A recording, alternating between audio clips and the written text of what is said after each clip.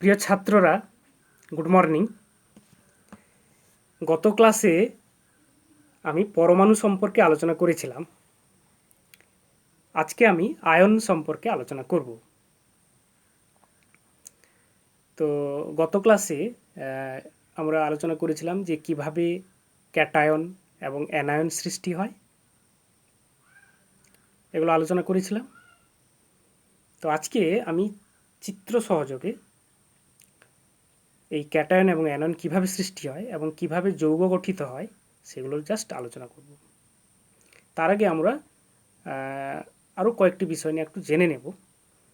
এই যে আমি বলেছিলাম আগে যে মৌলিক পদার্থ সম্পর্কে বলেছিলাম, আমাদের মোট আবিষ্কৃত 118টি মৌলিক পদার্থ বলেছিলাম। সেই মৌলিক পদার্থগুলোকে তাদের বৈশিষ্ট্য এবং আচার আচরণ অনুযায়ী তাদেরকে আমরা দুভাগে ভাগ করতে পারি। যেমন সেই দুই প্রকার মৌলিক পদার্থ হলো যে ধাতু এবং অধাতু। তো এই ধাতু এবং অধাতু এদের সম্পর্কে জাস্ট একটু জেনে নেব। তো ধাতু আমি যদি কয়েকটি উদাহরণের সাহায্যে বলি, ধাতু হলো যেমন লোহা, নিকেল, সোনা, রূপা, পারদ, অ্যালুমিনিয়াম, ম্যাগনেসিয়াম, ক্যালসিয়াম, এইগুলো হচ্ছে ধাতু। এবং যদি আমি বলি যে অধাতু কোনগুলো, তাহলে না, অধাতু হচ্ছে যেমন যদি বলি যে অক্সিজেন, নাইট্রোজেন, ফ্লোরিন, ক্লোরিন, হ্যাঁ, কার্বন, সালফার, এইগুলো, এই যে নামগুলো শুনেছি, এগুলো হচ্ছে অধাতু। তো এই ধাতু এবং অধাতু এই সম্পর্কে আমরা আরও পরবর্তী ক্লাসে আরও অনেক কিছু জানবো, ডিটেলস। তো এখানে আমরা যেটুকু জানার দরকার সেইটুকুই জানছি। তো এই ধাতু এবং অধাতুর কিছু বৈশিষ্ট্য, কিছু স্পেশাল বৈশিষ্ট্য আছে, সেগুলো জাস্ট মনে রাখলে হবে। যেটা এখানে খুব এসেনশিয়াল, সেটাই আমি আলোচনা করছি। যারা ধাতু হয়, সেই ধাতুর মৌলগুলির যে পরমাণু, সেই পরমাণুগুলোর ইলেকট্রন বর্জন করার টেন্ডেন্সি আছে। অর্থাৎ তারা ইলেকট্রন বর্জন করলে খুশি, এরকম ব্যাপারটা। ঠিক আছে, আমরা আগে জেনেছিলাম যে কোনো একটি পরমাণু যদি ইলেকট্রন বর্জন করে, তাহলে সেই পরমাণুতে প্রোটনের তুলনায় ইলেকট্রনের সংখ্যা কমে যায়। অর্থাৎ ধনাত্মক আধানের পরিমাণ ঋণাত্মক আধানের পরিমাণের তুলনায় বেড়ে যায়। তখন সেই পরমাণুটি আর নিস্তড়িত না থেকে পরমাণুটি ধনাত্মক তড়িৎগ্রস্ত হয়, যাকে আমরা ক্যাটায়ন বলেছিলাম। এবং ঠিক আছে, তার মানে ধাতুগুলো ইলেকট্রন বর্জন করে ক্যাটায়নে পরিণত হয়, এটা মনে রাখতে হবে। এটা যে ধাতুর একটি বৈশিষ্ট্য, প্রধান বৈশিষ্ট্য। আরও অনেক বৈশিষ্ট্য আছে। এবং অধাতুগুলি কি করে না, অধাতুগুলি জাস্ট তার উল্টো ঘটনা। তাদের ক্ষেত্রে কি হয়, তাদের পরমাণুগুলো তারা ইলেকট্রন গ্রহণ করলে বেশি হ্যাপি, তো তারা ইলেকট্রন গ্রহণ করবে পরমাণুগুলি। এবার ইলেকট্রন গ্রহণ করলে কী হয় বলেছিলাম, যে কোনো একটি পরমাণু ইলেকট্রন গ্রহণ করলে সেই পরমাণুতে ঋণাত্মক আধানের পরিমাণ ধনাত্মক আধানের পরিমাণের তুলনায় বেড়ে যায়। তখন সেই পরমাণুটি আর নিস্তড়িত না থেকে ঋণাত্মক তড়িৎগ্রস্ত কণা বা অ্যানায়নে পরিণত হয়। অর্থাৎ আমরা যা দেখলাম যে অধাতুগুলি ইলেকট্রন গ্রহণ করে অ্যানায়নে পরিণত হয়। ঠিক আছে, তো এই যে ক্যাটায়ন এবং অ্যানায়ন, অর্থাৎ একটি হচ্ছে ক্যাটায়ন হচ্ছে ধনাত্মক তড়িৎগ্রস্ত কণা, অ্যানায়ন হচ্ছে ঋণাত্মক তড়িৎগ্রস্ত কণা। ধনাত্মক আধান আর একটি ঋণাত্মক আধান। আমরা আগেই বলেছিলাম ইলেকট্রন প্রোটনের মধ্যে আকর্ষণ হয়, অর্থাৎ ঋণাত্মক আধান ধনাত্মক আধানকে আকর্ষণ করে, বা ধনাত্মক আধান ঋণাত্মক আধানকে আকর্ষণ করে, একই ব্যাপার এখানেও। তাহলে এই যে ক্যাটায়ন এবং অ্যানায়ন, তাদের মধ্যে একটা তড়িৎিক আকর্ষণ, বা যাকে বলা হয় স্থির তড়িৎ আকর্ষণ, স্থির তড়িৎ একটি আকর্ষণ বলের জন্য তারা যুক্ত হয়ে যৌগ গঠন করে। তো এইভাবে ধাতু আর অধাতু মিলে যৌগ সৃষ্টি হয়, এবং এই ধরনের যৌগকে আমরা তড়িৎযোজী যৌগ বলে থাকি। কারণ এখানে তড়িৎ আকর্ষণ বলের মাধ্যমে ক্যাটায়ন এবং অ্যানায়ন যুক্ত হয়ে যৌগ গঠন হয়েছে, তাই এদেরকে তড়িৎযোজী যৌগ বলে। এদের আরেকটি নামও আছে, এদেরকে আয়নীয় যৌগ বলা হয়, যেহেতু এখানে আয়ন সৃষ্টি হয় বলে। আয়ন সৃষ্টির মাধ্যমে যৌগ গঠিত হয়, তাই একে আয়নীয় যৌগ বলে। সেই আয়নীয় যৌগ বা তড়িৎযোজী যৌগ সম্পর্কে জাস্ট একটু আলোচনা করব। ঠিক আছে। তো এখন আমি একটু ছবির সাহায্যে বিষয়টাকে একটু বোঝানোর চেষ্টা করছি। তার জন্য একটু মোবাইলের হেল্প নিচ্ছি, তোমরা একটু মন দিয়ে দেখো, বেশ সুন্দর করে বুঝতে পারবে, কোনো অসুবিধা হবে না। তো এখানে দেখো, আমি যদি আমি কোনো একটি ধাতু নিয়ে থাকি, ধাতু দিয়ে বুঝে নিই একটা ব্যাপারটা। ধাতু, যেমন আমি সোডিয়াম নিচ্ছি, সোডিয়াম একটি ধাতু, তোমরা নাম শুনেছো সোডিয়ামের। তো ওই সোডিয়ামের ক্ষেত্রে কি হয় না, আগে আমি আলোচনা করেছিলাম সোডিয়ামের মোট ইলেকট্রন সংখ্যা হচ্ছে 11টি, তাহলে প্রোটন সংখ্যাও হবে 11টি, আর নিউট্রন সংখ্যা হবে 12টি। তো এটাকে একটি ছবির সাহায্যে দেখানো হয়েছে এখানে, এই যে দেখো পরিষ্কার করে, এই যে তাহলে প্রথম কক্ষপথে থাকবে 2টো, দ্বিতীয় কক্ষপথে থাকবে 8টি, এই যে 8টি আছে, তৃতীয় কক্ষপথে দেখো 1টি, টোটাল 11টি ইলেকট্রন আছে। এবারে এই সোডিয়াম পরমাণু মানে একটি ধাতু, ধাতু কী করলো না, একটি ইলেকট্রন যদি ছাড়লো, একটি ইলেকট্রন ছেড়ে দিল, তাহলে একটি ইলেকট্রন যদি ছাড়ে তাহলে যে স্ট্রাকচারটা পাচ্ছি, সেই স্ট্রাকচারটা এবার দেখা যাক কী হয়।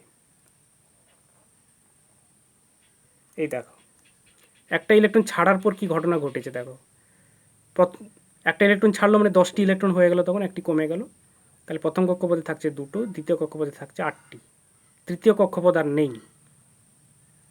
তার মানে এই যে দুটো জিনিস আমি দেখতে পাচ্ছি, একটা হচ্ছে সোডিয়াম পরমাণু এটা, আর এটা হচ্ছে সোডিয়াম আয়ন। তো এখানে এই দুটো যে দেখতে পাচ্ছি, একটি পরমাণু একটি আয়ন, তাদের মধ্যে দেখতে পাচ্ছি অনেকটাই পার্থক্য রয়েছে। পার্থক্যটা কেমন না, দেখতে পাচ্ছি এখানে ইলেকট্রন, এখানে 11টি, এখানে ইলেকট্রন 10টি। তার মানে একটি ইলেকট্রনের অভাব কোথায়, আয়নের মধ্যে একটি ইলেকট্রনের অভাব, অর্থাৎ একটি ধনাত্মক আধান, তাহলে একটি ধনাত্মক আধান, এক একক ধনাত্মক আধান থাকলো, তাহলে সেই জন্য এর সিম্বলটা হচ্ছে, যেহেতু একটি ইলেকট্রনের অভাব, তাই এখানে এনে লিখে একটি প্লাস সাইন এই মাথার দিকে লেখা হয়েছে, ঠিক আছে। কিন্তু পরমাণু যখন লিখছিলাম, এখানে শুধু অনলি Na লিখলেই হচ্ছিল, সোডিয়ামের চিহ্ন Na, কিন্তু সোডিয়াম আয়নের চিহ্ন মানে Na প্লাস, এটি এটি একটি ক্যাটায়ন, মনে থাকবে। একটি ইলেকট্রন ছেড়েছে বলে একটি প্লাস সাইন উপরে দেওয়া হয়েছে, বা কেউ লিখতে পারে +1ও লিখতে পারে, বা কেউ 1+ও লিখতে পারে, যেটা লিখলেই ঠিক, বা কেউ অনলি Na প্লাস লিখলেও হবে। তো ঠিক আছে, তো এই বিষয়গুলো জানলাম। এবারে আসছি, আমি অন্য আরেকটি ধাতু নিয়ে আলোচনা যদি করি, যদি আমি ম্যাগনেসিয়াম নিয়ে থাকি, ম্যাগনেসিয়াম নাম শুনেছো তোমরা, ওই ম্যাগনেসিয়ামের মোট ইলেকট্রন সংখ্যা হচ্ছে 12টি, তাহলে প্রোটন সংখ্যাও 12টি হবে।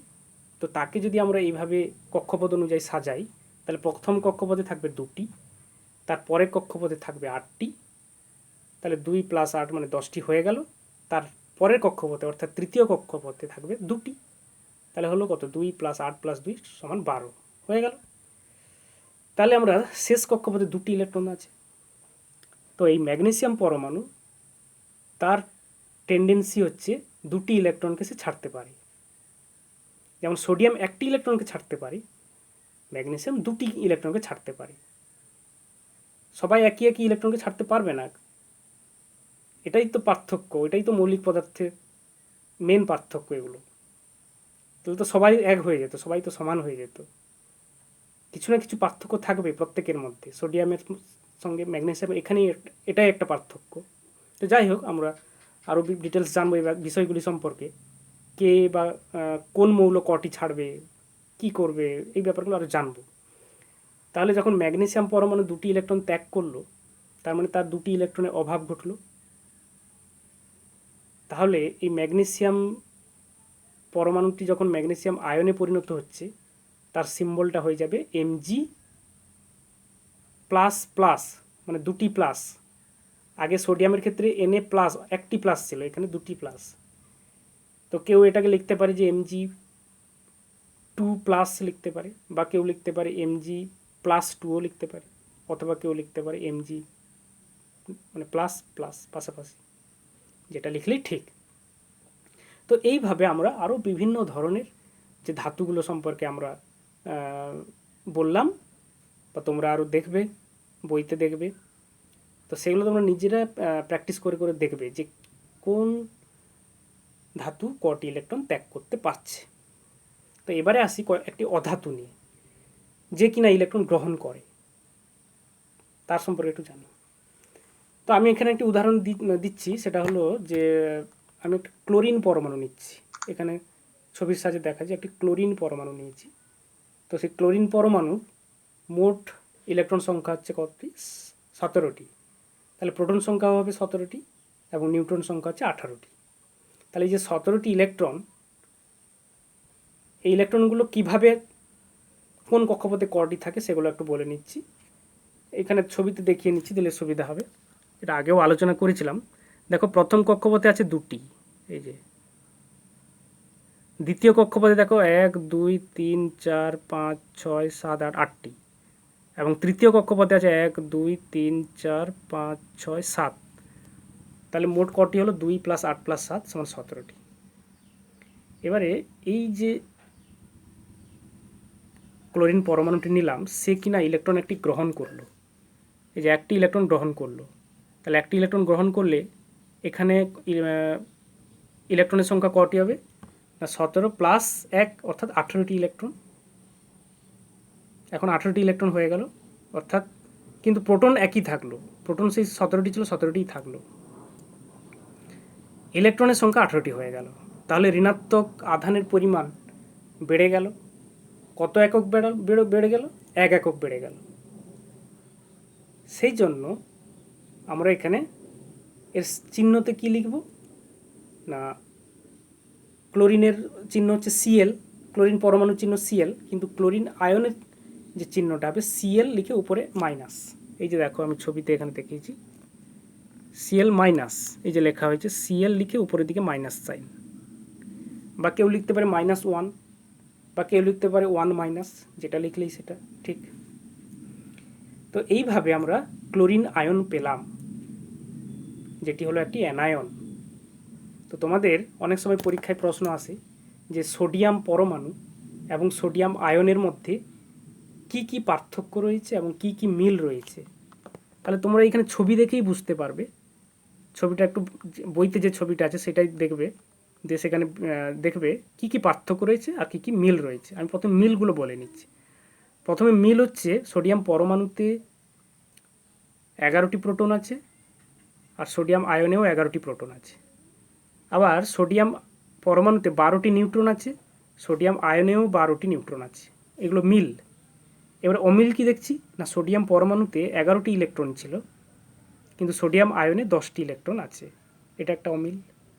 তো এরকম অমিল তোমরা খুঁজবে বাড়িতে, খুঁজে খুঁজে সেগুলো লিখবে। ঠিক আছে? তো এই বিষয়গুলি আজকে আমি আলোচনা করলাম। তো এখানে এই যে সোডিয়াম Na+, যেটা ক্যাটায়ন, আর Cl- এটা অ্যানায়ন। এই Na+ এবং Cl- তারা পরস্পর তড়িৎ আকর্ষণ বলের দ্বারা যুক্ত হয়ে NaCl গঠন করে। NaCl, যার নাম হচ্ছে সোডিয়াম ক্লোরাইড, যেটার আরেকটি নাম হচ্ছে খাদ্য লবণ। তোমরা খাদ্য লবণ দেখেছো, বাড়িতে ব্যবহার করা হয়, সাদা কেলাস আকার। তো এই NaCl এর সেটাই হচ্ছে একটা আয়নীয় যৌগ বা তড়িৎযোজী যৌগ, আমরা বাড়িতে যেটা ব্যবহার করি। তো এই NaCl এর যদি আমি কোনো একটি নমুনা নিয়ে দেখি, সেই নমুনার মধ্যে দেখা যাবে যে অসংখ্য, মানে কোটি কোটি সোডিয়াম আয়ন অর্থাৎ Na+, এবং কোটি কোটি, মানে সমান সংখ্যক Cl- আয়ন বিদ্যমান। সামান্য একটু নমুনার মধ্যে দেখলে আমরা দেখতে পাবো মানে কোটি কোটি Na+ আছে, আবার সমান সংখ্যক Cl- আয়নও আছে। তো এইগুলো সম্পর্কে আমরা জানলাম।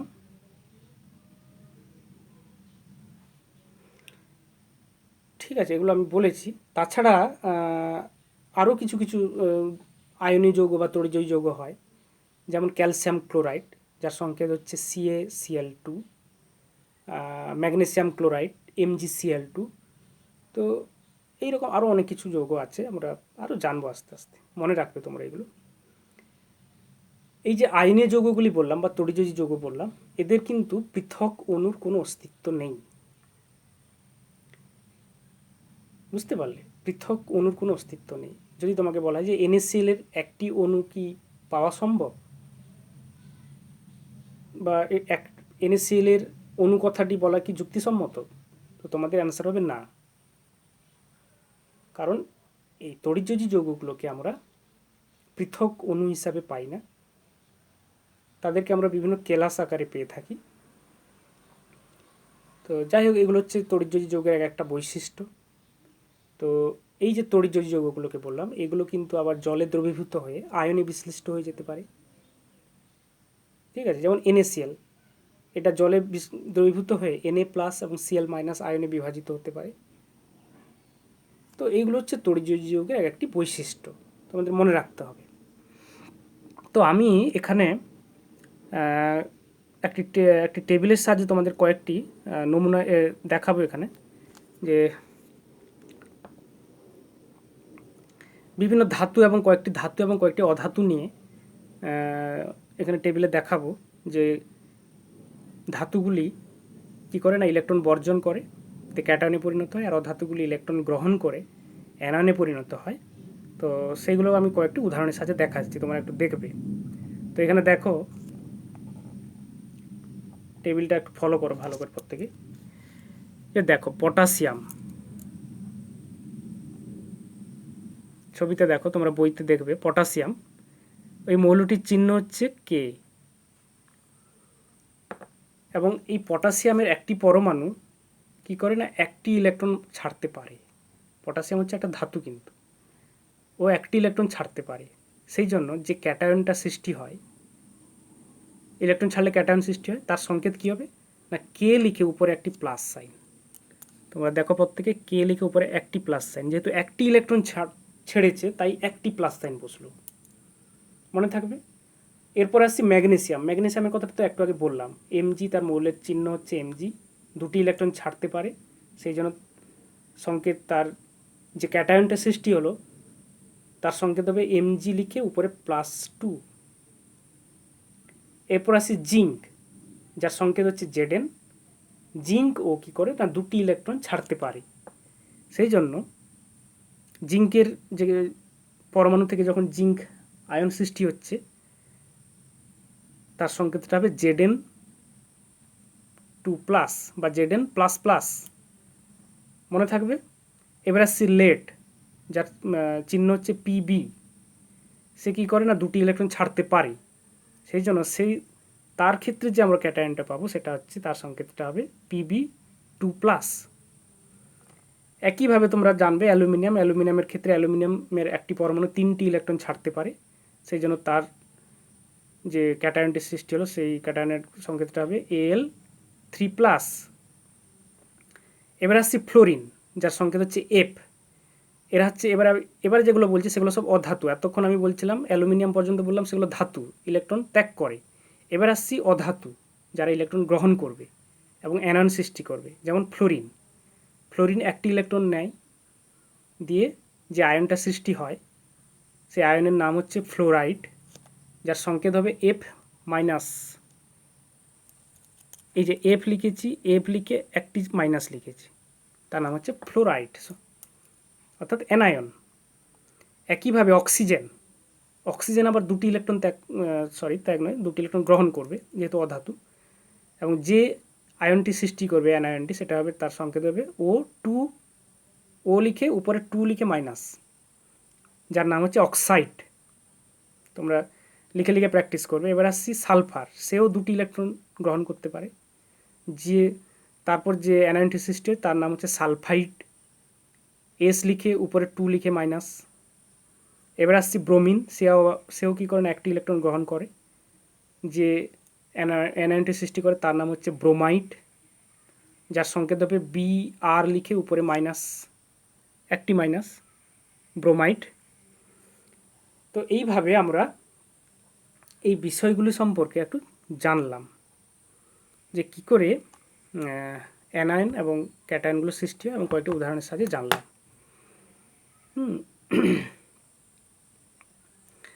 তো এগুলো তোমাদের মনে থাকবে প্রত্যেকের এবার বিষয়গুলো সম্পর্কে। আচ্ছা, এবারে আসছি যে আরও কয়েকটি বিষয় নিয়ে আমি আলোচনা করব এখানে। আচ্ছা, আমরা যখন জেনেছি যে যৌগ কীভাবে গঠিত হয় সেগুলো জানলাম একটু আগে, যেমন NaCl কী করে গঠিত হলো ইত্যাদি। তাহলে দেখলাম যে যখন কোনো যৌগ সৃষ্টি হয় তখন একাধিক ভিন্ন ভিন্ন পরমাণু তারা এক বা একাধিক সংখ্যক পরমাণুকে পরস্পরের সাথে যুক্ত করে যৌগ গঠন করে। ঠিক আছে, তাহলে এইভাবে যৌগ গঠন হয়।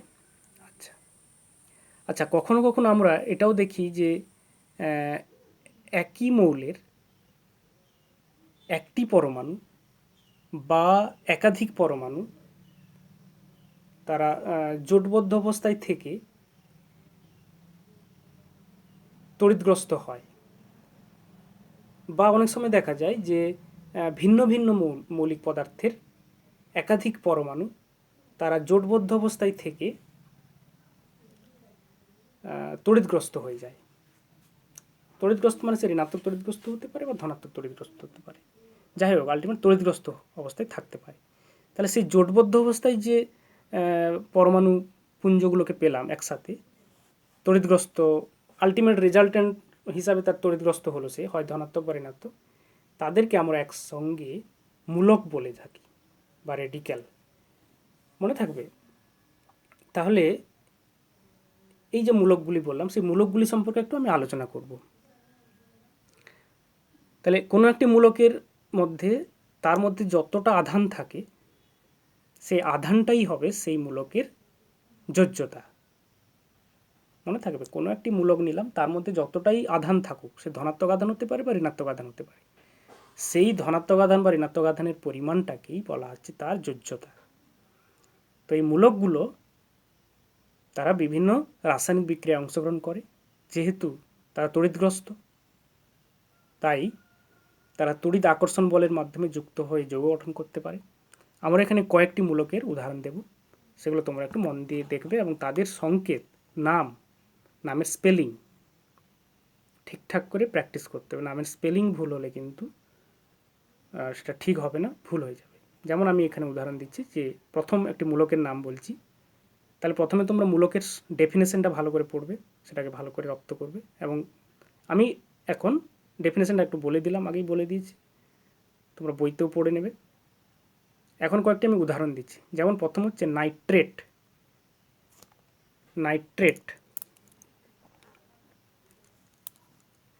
একদম উপরে লেখা আছে নাইট্রেট। এইখানে দেখো, ভালো করে দেখো, এই যে স্পেলিংটা লাস্টে ট আছে, এই টটা কিন্তু টই থাকবে, ঠিক আছে? এই টটাকে কেউ আবার ড লিখে দেবে না, তাহলে কিন্তু আলাদা কিছু হয়ে যাবে। সেই জন্য বারবার বলছি, স্পেলিং মাস্ট বি ঠিক থাকতে হবে, স্পেলিংয়ের সাথে সংকেত ঠিক থাকতে হবে। অনেক সময় তোমাদের এই ভুলটা হয়, এখানে স্পেলিং যেটা লিখেছো সেখানে অন্য কিছু লিখে থাকছো, সেটা তোমাদের কি প্র্যাকটিসের অভাবের জন্য হয়েছে। তোমরা এবারে বাড়িতে প্র্যাকটিস করবে। তাহলে যে নাইট্রেট বললাম তার সংকেত হবে NO3 লিখে উপরে মাইনাস, একটি মাইনাস সাইন দেখতে পাচ্ছ, NO3 একটি মাইনাস। তাহলে এখানে আমি দেখতে পাচ্ছি মাইনাস একটি, তার মানে এখানে নেগেটিভ চার্জ 1 একক, তাহলে সেই জন্য তার চার্জ হবে -1। এই যে -1 লেখা হয়েছে চার্জ, বা এর যোজ্যতাও তাহলে 1 হবে। একইভাবে পরে সালফেট, যার সংকেত হবে SO4 2-, তাহলে এখানে আধান বা চার্জের মান হবে -2 এবং এর যোজ্যতাও তাহলে 2 হবে, এগুলো পড়বে। কার্বনেট CO3 2-, একইভাবে এর যোজ্যতাও 2 হচ্ছে এখানে। অ্যামোনিয়াম NH4+, এখানে প্লাস বলছি, আগেরগুলো সব মাইনাস বলেছিলাম, তাহলে এখানে আধান বা চার্জ হচ্ছে +1, মানে ধনাত্মক আধান, একক কত 1 এখানে, তাহলে এর যোজ্যতা 1 হবে। মনে থাকবে তো? এইভাবে তোমরা এগুলো প্র্যাকটিস করবে।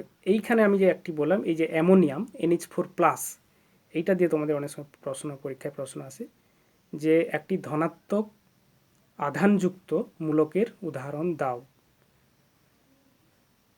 সংকেত এবং নাম তোমাদের তখন এটা বলতে হবে। অ্যামোনিয়াম NH4+, এটা একটা উদাহরণ হবে, মনে রাখবে।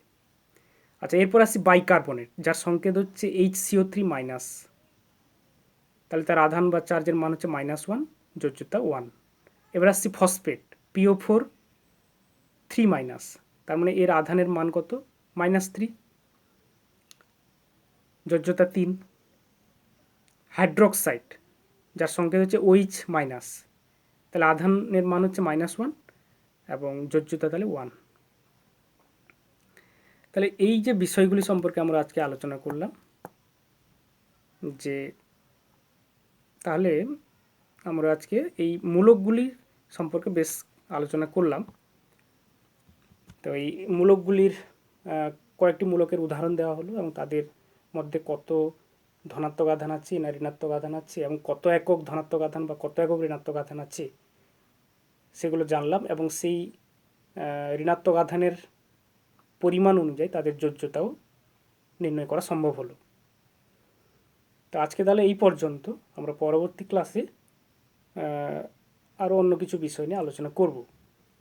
ঠিক আছে।